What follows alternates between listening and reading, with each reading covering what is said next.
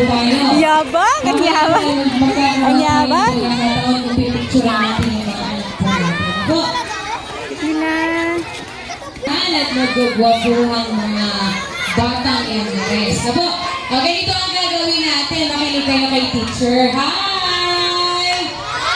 Ayan, pakikinggan si Madam Karen. Pagkatapos, iikot po kayo dito sa harap ng stage. Dito lang muna sa baba, na po, para magpaparade tayo.